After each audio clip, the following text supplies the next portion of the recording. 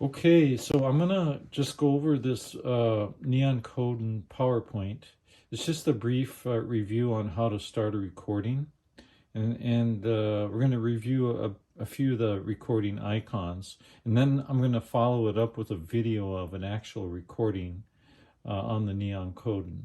So you might want to review these before you go out on your clinicals, just to refresh your memory.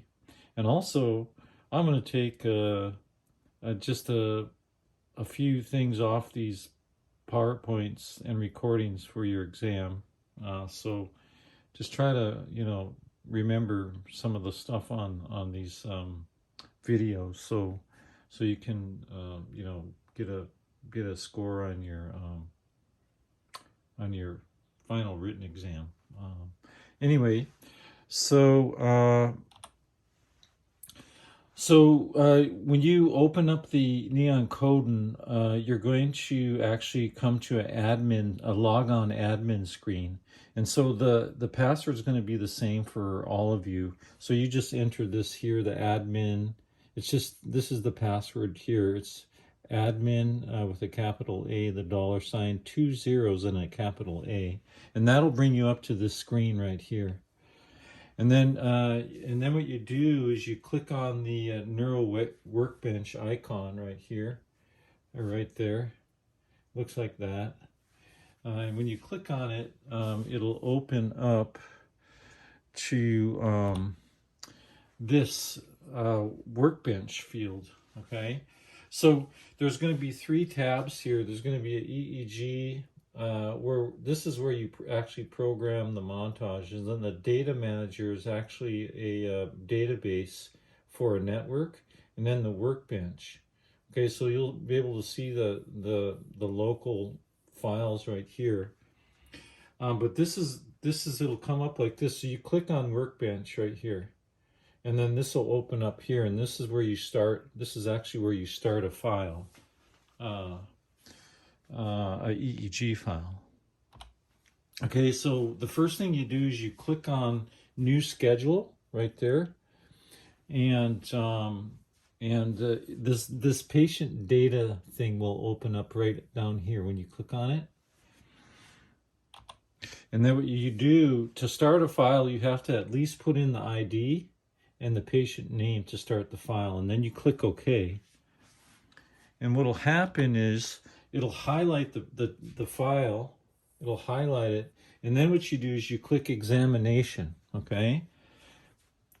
An examination is actually the second one here. So after you do new schedule and put in the patient information and click OK, then you click on examination, and what'll happen is it'll open the file, and what'll come up is you'll see the screen. This is the recording screen.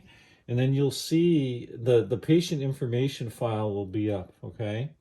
So you can enter data in here if you want. And if you click number 2, it'll open up to some more, it'll open up some more space for you to put more history in and the medications. But anyway, just to get started, if you click OK, this will go off, and then you'll see the calibration pulses going across the screen. So I just wanted to review the toolbar icons. So this is really, these are really all you'll need to know initially to actually do a recording.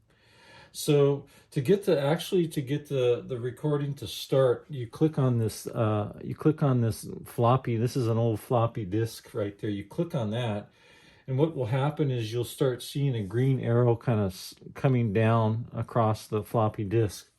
And you'll see that on the video I created, at least later on. I actually tilted the screen a little bit and it covered it up, but at some point you'll see it starting. It'll start to record when a little green arrow just starts flashing down across the disk. So when you click on that, it'll start to record, but here are drop downs right here. These drop downs, you can change the filter settings and the sensitivity settings by just clicking the drop down.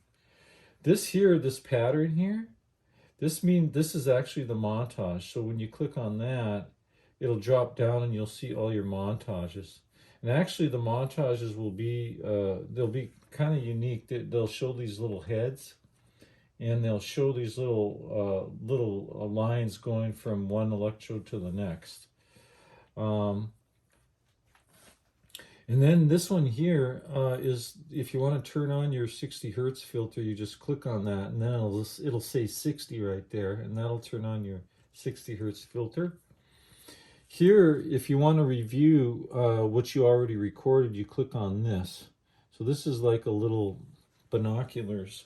But what will happen is a split screen will open, and then you can review the data that you had already recorded. So you'll have the review screen on the left, and you'll have the recording scrolling across on the right. This one here, if you want to open your patient information screen, you can click on that, and that same patient information screen will open that you saw at the beginning.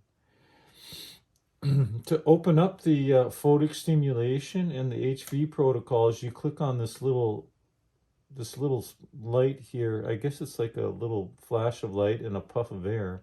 When you click on that, a photic and a HV screen will open, and you'll see it'll open like right here, about this, right under this here, and I'll show you that in the video. These two we'll skip. We'll do those later. Those are a mapping and a voltage measure, waveform voltage measuring device, or no, you don't know. It's a little thing. Brings out these little lines that you can actually measure the voltage, but we'll review those later. Here, if you want to check your impedance, you have to click on that and hold it down for 3 seconds, and that will open up the impedance meter, and then you can see the impedances.